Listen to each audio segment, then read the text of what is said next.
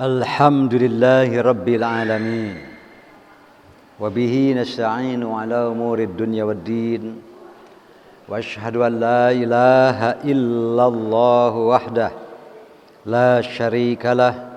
Wa ashhadu anna Muhammadan abduhu wa rasuluh la nabiyya ba'dah amma ba'd.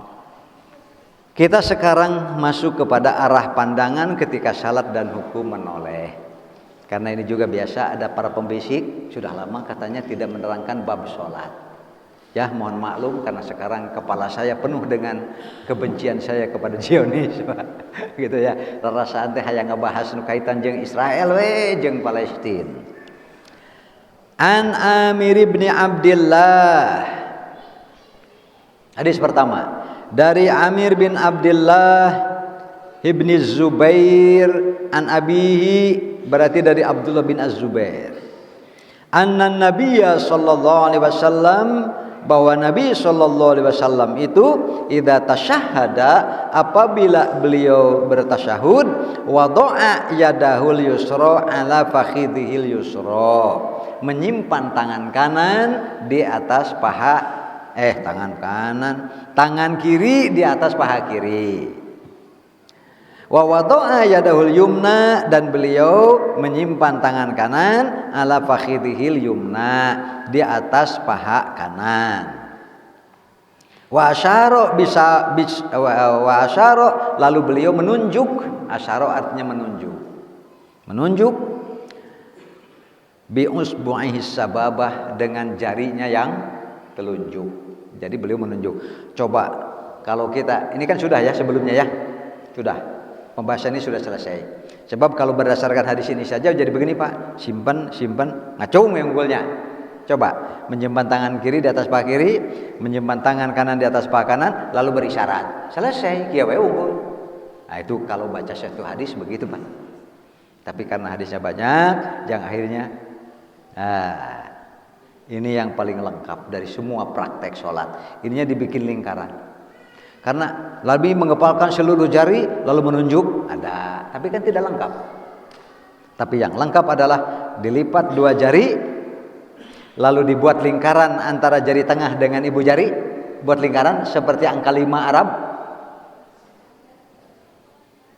diangkat sebagai isyarat menunjuk lalu bergerak.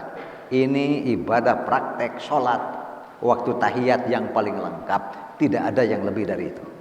Yang lainnya pasti kurang. Seperti yang begini saja kurang kan? Kurang mutak-mutak gitu. Atau yang begini saja kurang mengepal. Itu yang paling lengkap. Makanya kenapa saya pilih begini Pak, gini, karena ini adalah gabungan dari semua hadis. Menyimpan tangan kiri itu ada dua hadis. Yang pertama di paha, yang kedua di lutut. Bisa dipaham Pak? Tapi ada hadis yang mengatakan Nabi menyimpan tangan kirinya di atas paha dan lutut kiri. Mau yang mana Bapak? Mau yang paha saja? Mau yang lutut saja? Berarti kalau lutut saja jadi begini kan? Ini lutut, ini anggap lutut ini. Jadi waktu tahiyatnya begitu tah? Karena di lutut. Kade, paha jangan kena. Jangan kena. Ada yang di paha, berarti agak atas di sini kan? Tapi di atas paha dan lutut, sehingga paha kena, lutut juga kena, paling lengkap. Begitu caranya ya. Jadi satu hadis tapi bisa mengamalkan beberapa hadis. Sekarang babnya lain lagi, bukan cara duduk, arah pandangan. La yujawizu, beliau tidak melewatkan, tidak menyeberangkan, tidak melewatkan basaruhu, pandangannya, isyaratahu, ke tempat berisyarat telunjuk. Jadi kalau bapak-bapak lagi duduk, kemana arah pandang waktu tahiyat? Jangan melewati ini Pak. Segini arah pandangannya, segini Pak. Jadi jangan begini sampai telunjuk tidak kelihatan. Batasi dengan menunduk, lalu arah pandangan ini batasnya. Kalau ini tahiyat kan gitu kan. Nah inilah batas pandangan supaya kita tidak mengangkat begini. Usahakan tidak lebih dari ini. Dan kalau begini, nah paling lebar nanti tempat sajadah. Paling ke depan pandangan kita tempat sajadah. Ya, ini diantara salah satu cara atau praktek kemana arah pandangan ketika sholat. Yang ayat mengatakan walladzina hum fi sholatihim khashi'un. Itu saja dulu yang surah Al-Mu'minun kan. Dan mereka adalah orang-orang yang dalam sholat mereka itu khusyuk. Khusyuk itu ada dua arti. Yang pertama tunduk secara fisik, Pak. Yang kedua artinya khusyuk, memperhatikan, pikiran tidak kemana-mana, kesadaran penuh terus, konsentrasi bahwa dirinya sedang munajat kepada Sang Maha Pencipta, sehingga dari awal sampai akhir pikirannya terpelihara. Dari mulai Allah itu memang nggak kemana-mana kecuali kepada Allah, bahwa kita sedang menyatakan Allah Maha Agung, Allah Maha Besar. Terus ke sini, Pak, itu semua disengaja. Semua gerakan badan kita harus disengaja. Baru ibadah, Pak. Bisa dipaham ya? Harus disengaja. Oleh karena itu, insya Allah nanti juga akan sampai babu ma yubahu fis sholati wa ma la yubah. Ada nanti pekerjaan-pekerjaan di luar pekerjaan sholat, ada yang dibolehkan, ada yang tidak dibolehkan. Yang tidak dibolehkan di dalam sholat dibagi dua. Babu ma yubtilu sholata wa ma la yubtilu. Yang tidak dibolehkan pun ada dua, Pak. Tidak dibolehkan berarti di luar pekerjaan sholat. Ada yang membatalkan, ada yang tidak membatalkan. Atas banyak. Tapi sekali lagi, dari aspek pandangan Rasulullah sudah menyatakan, ketika para sahabat ada yang melihat ke atas, diancam oleh Rasulullah. Apakah kalian akan tetap melihat ke atas atau akan dicabut pandangan-pandangan mata kalian? Cek bahasa Sunda marek nempok kaluhur atau mending lolong. Nah gitu, Pak. Jadi berarti patokannya termasuk terjemah dari walladzina hum fi sholatihim khashi'un. Jadi arah pandangan jangan ke atas karena menunjukkan itu kurang khusyuk. Apa sebabnya? Karena nanti memungkinkan beberapa ada gambar, ada bentuk, ada apa yang bisa jadi nanti merenggut konsentrasi kita. Jadi dengan menundukkan pandangan berarti mengurangi resiko. Kartos Bapak Ibu. Kartosnya mengurangi resiko karena makin banyak yang dipandang, nanti makin banyak tercurinya perhatian kita. Contoh waktu tahiyat, arahkan pandangan tidak melebihi gerak-gerak kita. Ya, bukan kudu terus we kanu tekedah, bukan, tapi batas. Ya, batas. Jadi waktu kita tahiyat itu batasnya. Jangan ke sana, jangan ke sini, jangan ke sini, gitu. Kadiwege ulah deh. Gitu. Itu termasuk tafsir daripada walladzina hum fi sholatihim khashi'un, dan mereka yang pada sholat-sholat mereka adalah khusyuk. Di antaranya memelihara pandangan. Kemudian ada satu lagi, ini tidak saya cantumkan di sini karena hadisnya bermasalah secara sanad. Dua hadis sama-sama dari Anas bin Malik. Tidak saya cantumkan.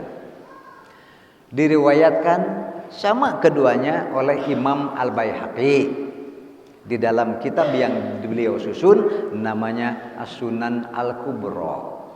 As-Sunanul Kubra disusun oleh Al-Baihaqi. Anas bertanya kepada Nabi, Rasulullah, kemana arah pandangan saya waktu saya berdiri? Nah gitu kan? Kan tadi matahiyatnya. Kemana arah pandangan saya waktu saya berdiri? Berarti kan berdiri begini, waktu begini, atau waktu sami Allah kan berdiri kan? Do basaraka ila maudhi'i sujudika. Tempatkan saja dan arahkan pandangan matamu saat berdiri ke tempat sujudmu. Gitu Pak. Memang secara sanad bermasalah, tetapi secara makna sesuai. dengan meminimalisasi apa yang bisa dilihat. Oh, Pak. Cek bahasa Sunda mah hadis teh dhaif tapi alus. Gitu, Pak. Maka yang seperti ini diantara kategori meskipun ada kelemahan tetapi masih bisa diamalkan karena dibutuhkan sebagai pembatas. Waktu duduk ada kan, sudah enak kan? Tinggal kita ngatur jangan sampai ke depan. Tapi batasnya adalah nih sejauh telunjuk kita. Kan orang bertanya waktu berdiri kemana? Hadis yang sahih tidak ada. Ditemukanlah hadis yang dhaif ini. Ya. Ada yang memang ini teh mursal hadisnya, ada juga yang memang ada rawi yang majhul karena tidak dikenal. Tetapi begitu dibaca matanya sesuai dengan maksud firman Allah dan sesuai dengan maksud hadis-hadis yang menyatakan bahwa janganlah menadahkan Pak? Kalau huruf teh janganlah mengangkat pandangan kita. Untuk apa? Tujuannya mengurangi resiko apa yang bisa dilihat. Sesuai kan? Makanya ini yang suka disebut dengan bisa naik menjadi hasan li ghairihi karena dari aspek makna yang sesuai dengan hadis sahih. Gitu, Pak. Jadi waktu berdiri kemana? Waktu berdiri kemana arah pandangan kita? Do basaraka ila maudhi'i sujudika. Letakkan arahkan pandanganmu ke tempat sujudmu. Nah, pakai saja hadis itu. Anas bin Malik, sahabat yang bertanyanya, kemudian yang meriwayatkannya adalah Al-Baihaqi dalam kitab As-Sunanul Kubra. Ada dua riwayat, tetapi sama-sama Anas bin Malik. Sesuai kan? Nah. Kemudian hadis yang kedua. Ini kalau pandangan tidak dipelihara waktu sholat. Ini Pak. An Masruqin an Aisyah taqalat, dari Masruq dari Aisyah ia berkata, Sa'altu Rasulullah sallallahu alaihi wasallam, saya mendengar Rasulullah SAW anil iltifat. Ini yang dilarang, Pak. Sudah jelas tekstual. Anil iltifat.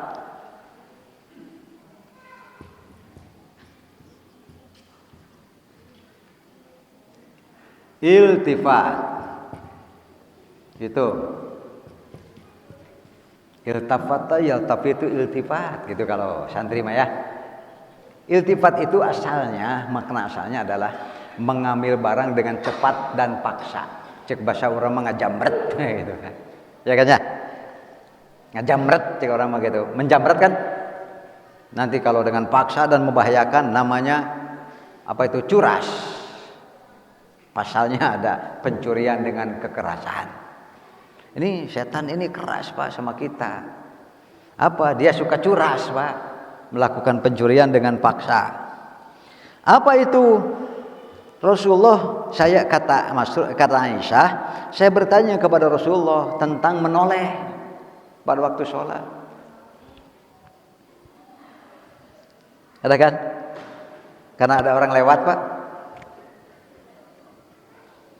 Sawawu. Kade ulah di sana batal atuh.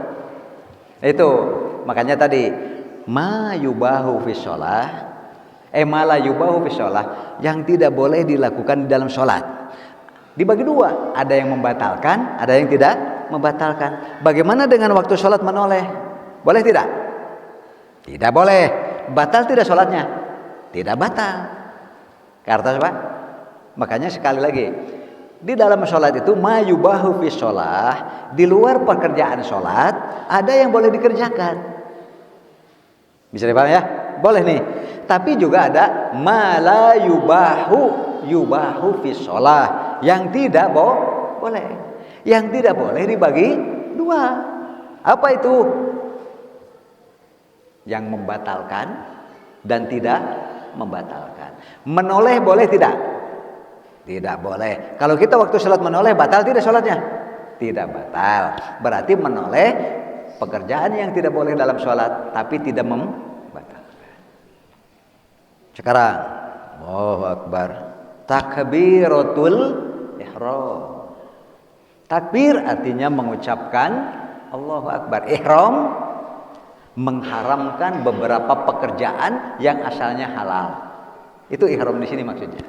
Sehingga setelah takbiratul ihram ada pekerjaan-pekerjaan yang biasa-biasa saja, tidak ada masalah di luar sholat. Tapi kalau sudah melakukan takbiratul ihram jadi haram. Seperti yang paling penting tuh, yang paling penting ngomong dengan omongan yang bukan ditujukan kepada Allah. Itu mah. Kenapa? Karena sholat itu munajat. Fa inna muqimas sholati munajjin rabbahu. Karena orang yang sedang sholat bicaranya hanya kepada titik.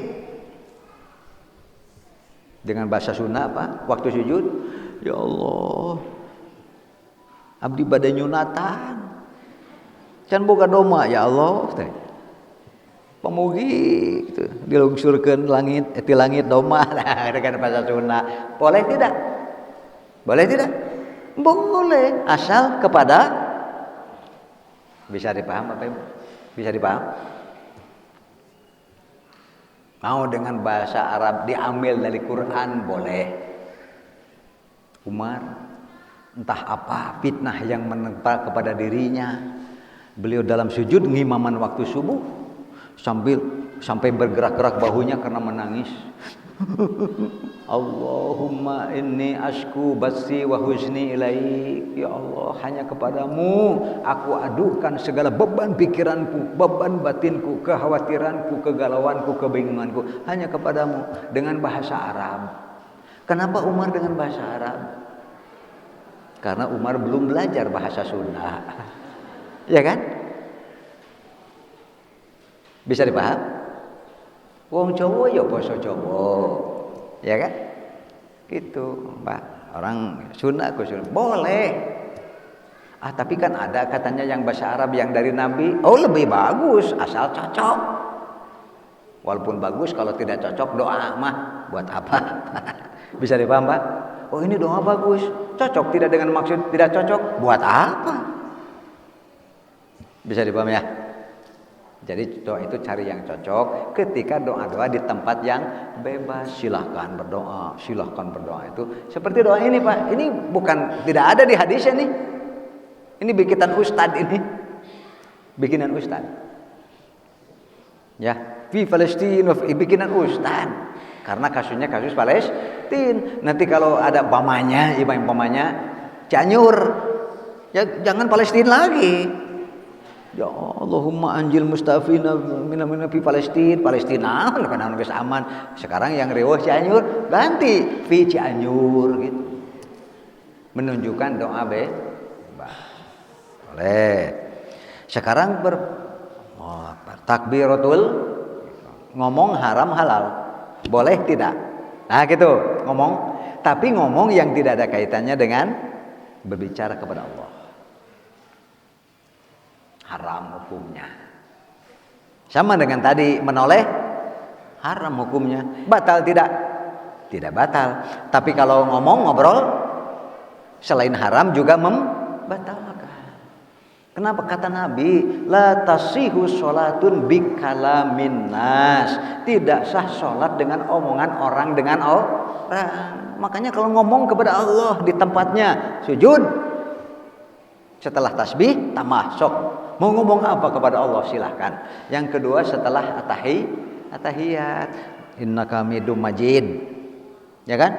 Ayo ngomong mau perlu apa kepada Allah. Bisa ditambah. Tsumma liyad'u bidu'ain ma'a ajabahu. Silahkan berdoa dengan apapun yang sesuai.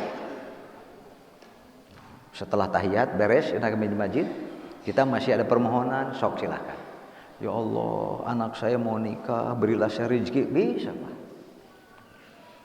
Maka ketika ditentukan tempatnya menunjukkan lebih besar kemungkinan diijabah. Akhirnya ngomong Pak, Assalamualaikum. Boleh Pak. Ada yang Assalamualaikum? Boleh, karena Rasulullah pun pernah kata Ummu Salamah, kamu maju dekati Rasulullah, tanya sholat apa?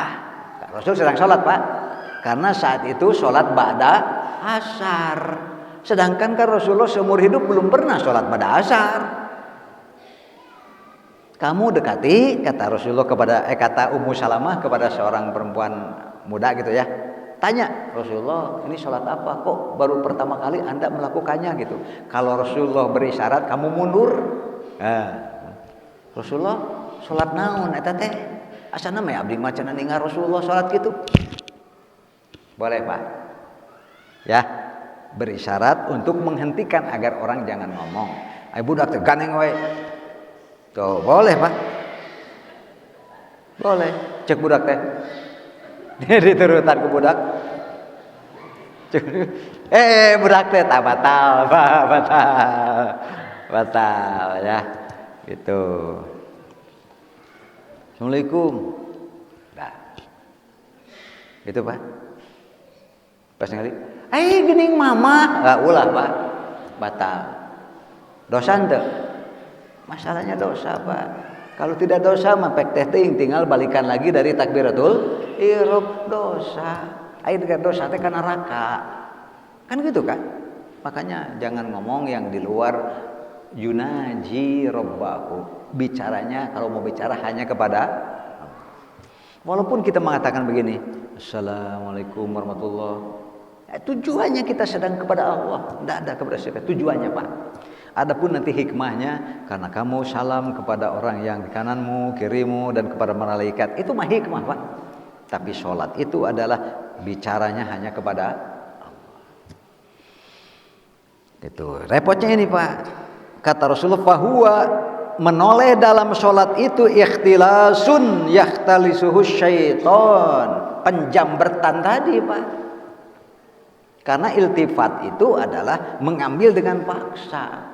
Pasti kalau kita sadar kita tidak ridho. Sedang sholat dicuri oleh setan, Pak. Apanya? Kebaikannya, pahalanya.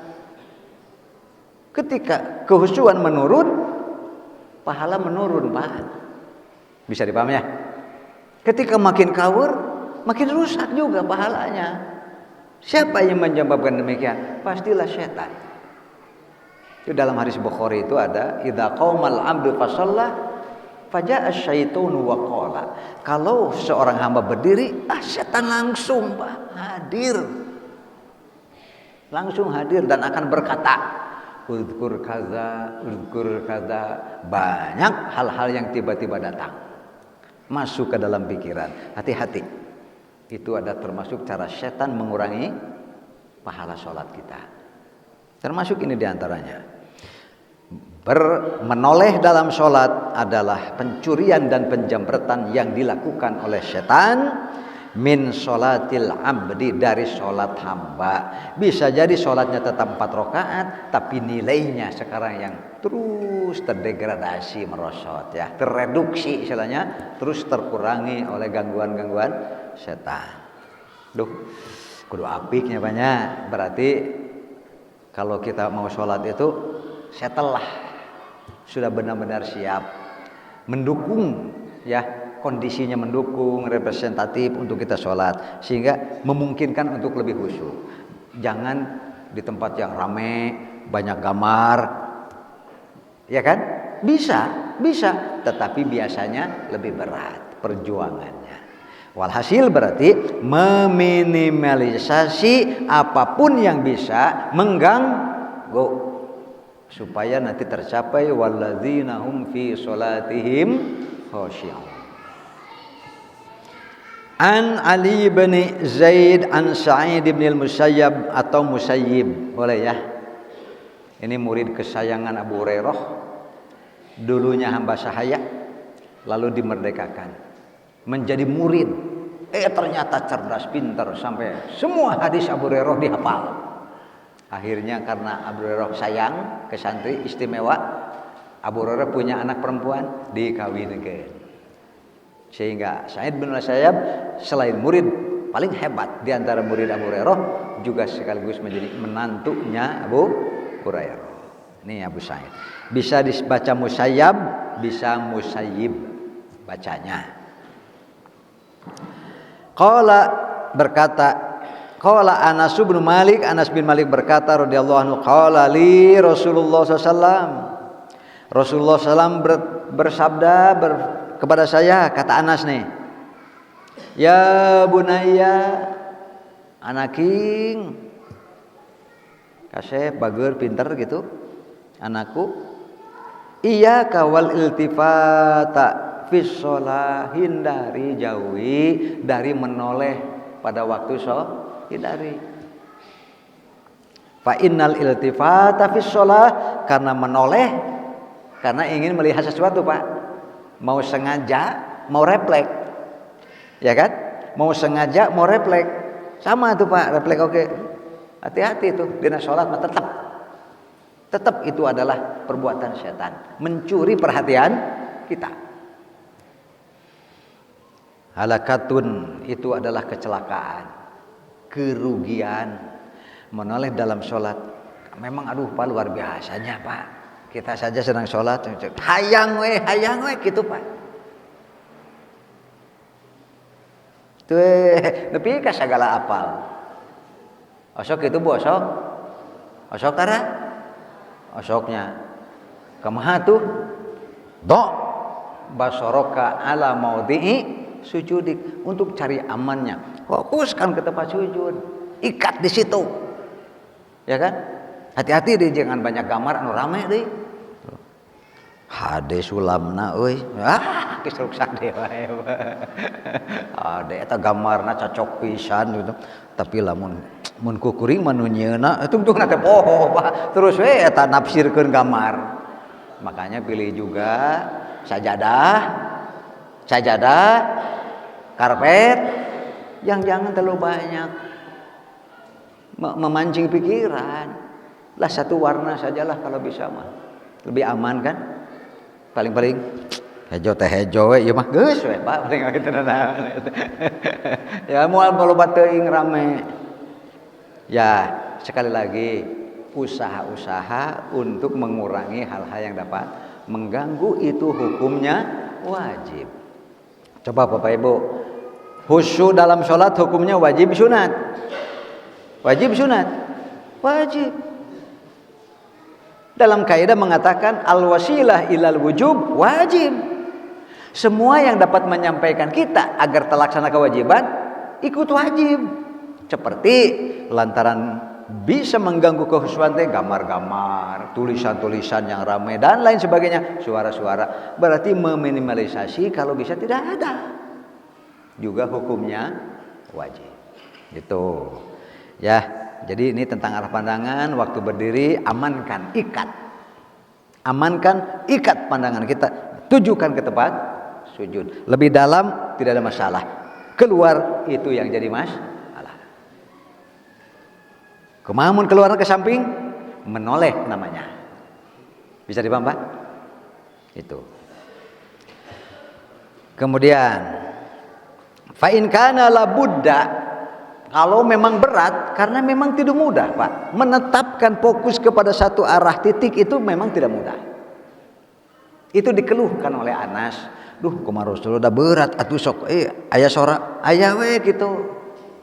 Kata Rasulullah, fa fis tatawwu'i la fil fardhah. Kalaupun nanti harus memang perlu menoleh, lebih ringan bebannya bila dalam sholat sunat. Bisa dipaham Pak?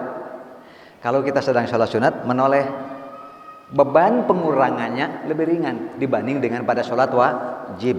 Jadi perjuangan pada sholat wajib mengarahkan pandangan tidak kemana-mana, lebih harus diperjuangkan, harus lebih diperjuangkan. Umat sholat wajib mah karena itu adalah tiang agama, gitu Pak. An Ibnu Syihab qala dari Ibnu Syihab berkata, sami'tu Abul Ahwas yuhadditsuna fi majlisi Sa'id bin Musayyab. Saya mendengar Abul Ahwas, beliau sedang membicarakan suatu hadis di majelisnya Sa'id bin Al-Musayyab. Qala, ia berkata, qala Abu Dzarrin radhiyallahu anhu. Abu Dzar radhiyallahu anhu berkata, qala Rasulullah sallallahu alaihi wasallam, Rasulullah sallallahu alaihi wasallam telah bersabda, la yazalullahu azza wa jalla mukbilan, tidak henti-hentinya Allah menghadap, tidak henti-hentinya Allah menghadap 'alal abdi kepada hamba. Ini namanya isti'arah majazi, Pak. Meminjam kata kiasan. Tidak henti-hentinya Allah menghadap kepada seorang hamba, seolah-olah hamba itu sekarang sedang berhadap-hadapan dengan Allah. Dalam hadis ada mengatakan, apabila kalian meludah atau membuang dahak, janganlah ke arah kiblat. Bisa dipaham kan? Hendaklah ke kiri bagian bawah, gitu kan? Ke bawah saja. Anu paling aman mah tisu atau sapu tangan. Gitu kan? Kenapa? Karena Allah itu berada di antara dia dan kiblat. Kan bukan hakiki kan? Maksudnya jaga, jangan sampai dia kehilangan kehusuan atau menoleh. Sama apa hadisnya? Sekali lagi kata Rasulullah, la yazalullahu azza wa jalla mukbilan 'alal 'abdi. Tidak henti-hentinya atau terus-menerus Allah itu menghadap kepada hambanya, wa huwa fis shalah, selama di dalam salatnya. Karena Allah paling cinta ketika pada hamba yang sedang salat, dan Allah makin dekat dan paling dekat ketika hamba itu sedang sujud. Itu, Pak. Wa huwa fi sholati walam malam yaltafit, Allah akan sangat cinta dekat selama hamba itu tidak menoleh, Pak. Hati-hati, makanya kecurian kita dicuri oleh setan. Bisa dipahami ya? Apanya? Pahalanya, keutamanya, kedekatan dirinya dengan Allah Subhanahu wa ta'ala. Kan rugi, Pak. Berarti kita ini korban penjamretan sebetulnya. Korban curas yang dilakukan oleh setan. Fa idzal tafata insarafa anhu, bila seorang hamba sedang sholat lalu ia menoleh ke sana kemari, Allah pun akan berpaling dari dirinya. Ruginya banyak. Jadi sekali lagi, sholatnya sah, rukun Islam secara garis besar terpenuhi, tapi hikmah, keutamaan dan lain-lain bisa jadi hilang dikarenakan kurang konsentrasi. Terus pertanyaannya, kumaha lamun keur sujud kan teu ayanya? Kan hadisnya enggak ada, Pak. Waktu sujud arah pandangan kemana? Dapa. Sujud mah tidak harus diarahkan. Lamun dikaluhurkeun lieur, Pak.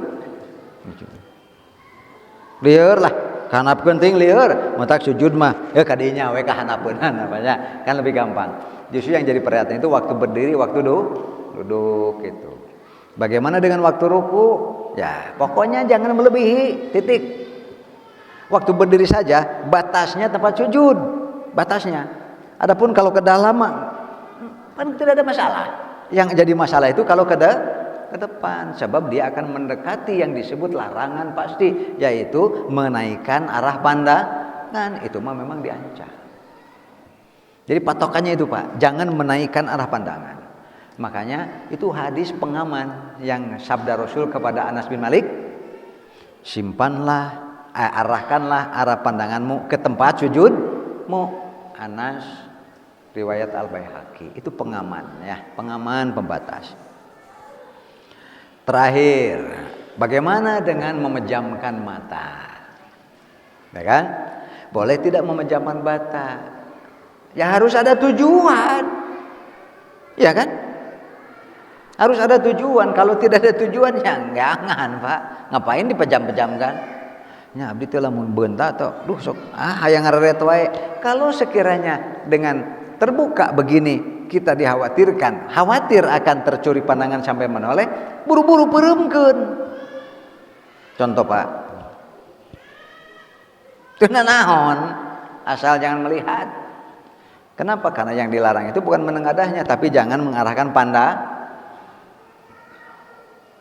Jadi sebetulnya kalau memejamkan mata relatif aman. Sebetulnya relatif aman. Gitu kan? Relatif aman. Kecuali kalau dalam kondisi kita ada satu saat kalau dipereumkeun kalah kaleuwih ka deuleu, tah eta kada eta mah. Ulah hindari. Ya kan? Kalau kamu makin terbayang, makin ya jangan atuh beuntakeun ke arah yang tidak dilarang. Hadisnya, Pak. Ini antara memejamkan mata dan tidak memejamkan mata.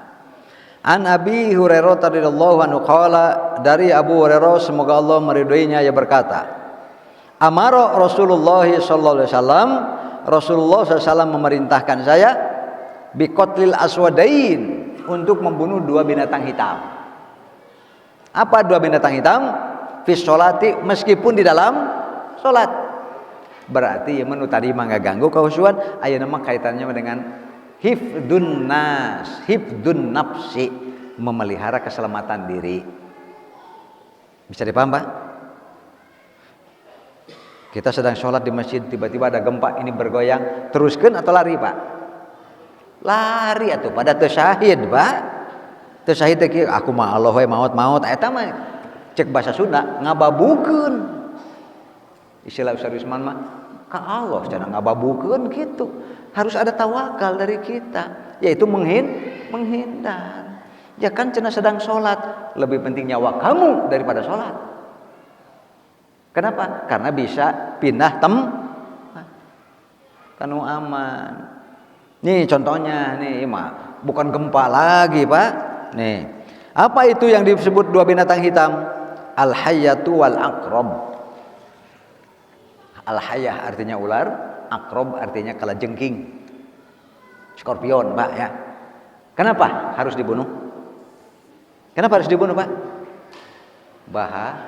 Bahaya. Bahaya mana kalajengking dengan gempa? Ya kan? Bisa dipahami ya? Itu kemungkinan. Kemungkinannya apa?